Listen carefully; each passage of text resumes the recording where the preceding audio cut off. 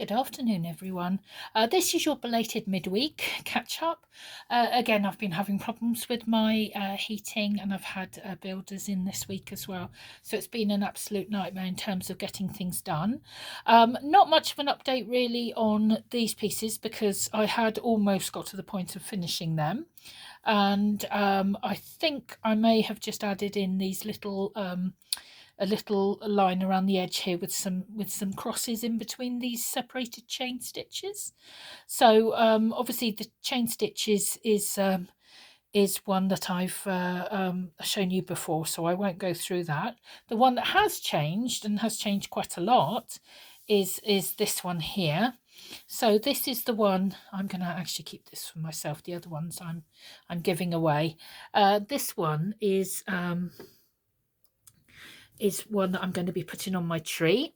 And when we got to where we got to last time was only this gold circle of chain stitches around the inner piece of felt here. So I've done quite a lot, as you can see, and I will explain what I've done. I didn't save it to actually do it in front of you, but I will have another video tomorrow, which will probably be the finish. But I also did mention doing the Christmas puds, so I'll probably add in another separate video for that in the next week. I'm off next week from the other job, so hopefully I might be able to do that midweek for you. So this stitch here, I'm going to show this separately. I'm going to do this as a separate video just to the main sort of channel, YouTube channel. This is an absolutely beautiful stitch, and it's probably quite difficult to see. It's actually a form of a sort of an ancient stitch, which I don't really see people doing, and I don't know why, because it's the most beautiful stitch.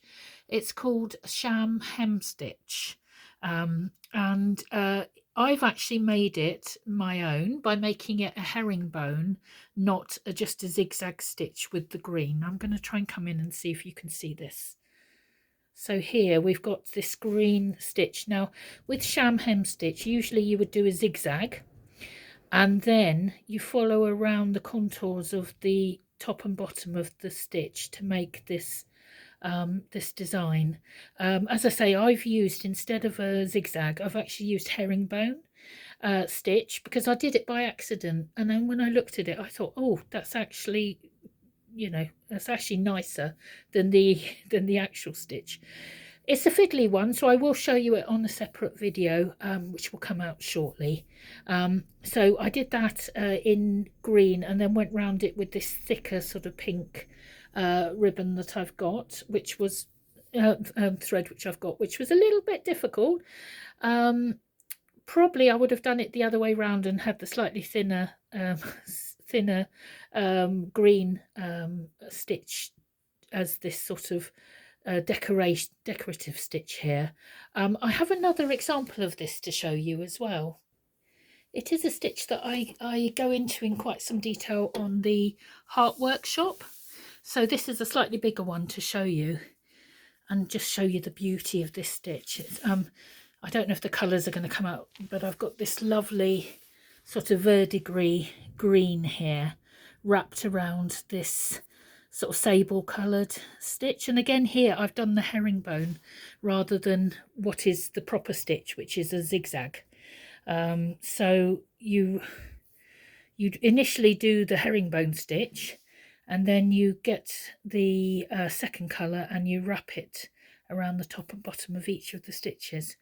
And when you've done it, it looks like this, and it's absolutely gorgeous stitch. I really don't know why people don't use it nowadays. I could hardly find any information on it. It was in one of my very old stitch directories. So I'm going to try and bring this back into fashion. I think it's the most wonderful stitch, and as it's a variation of a stitch, I don't know quite what to call it, but I was going to call it Louise's sham herringbone hem stitch, but that's a bit long, isn't it? So let's call it sham herringbone. Yeah, that is just a lovely stitch. So those of you that have purchased my workshop, my virtual workshop on the Heart Workshop, will have the full details of how to make that. As I say, I will do a video after this just on the general YouTube channel for you to see.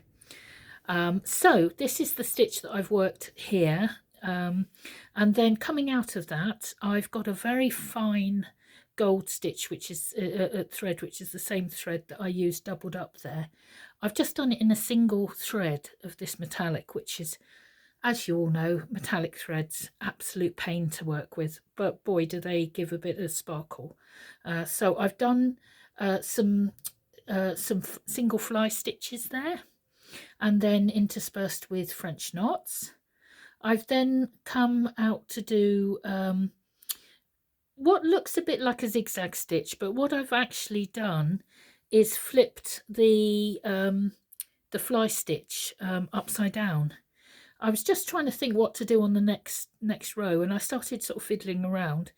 And when I started trying to match up these points, just so it was easier to go in the circle, I thought it would be nice to have a stitch that sort of starts there, ends there, and somehow comes out. And I thought, good old fly stitch, you've got two examples of it here, upside down to each other, and they look so different, don't they?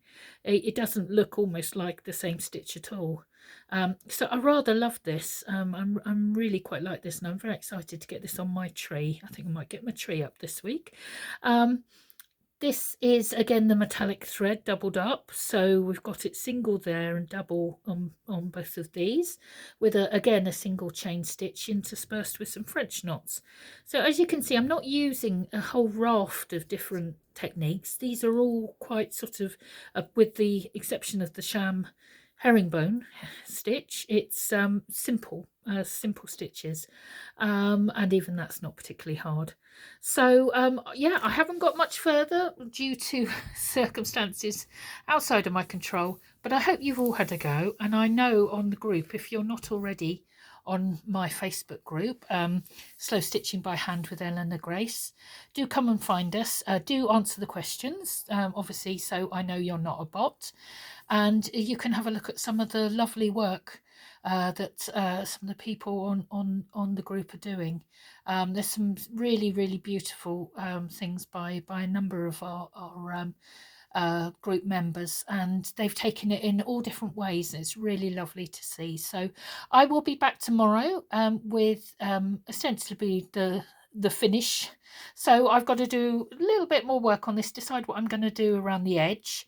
And with this one as well, I feel like another row is needed around here. These two I think are ready to go.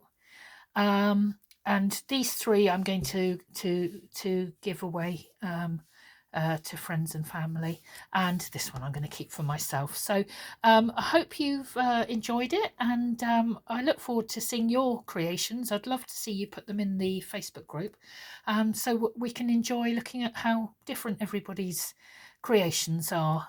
Thanks very much. See you soon. Bye.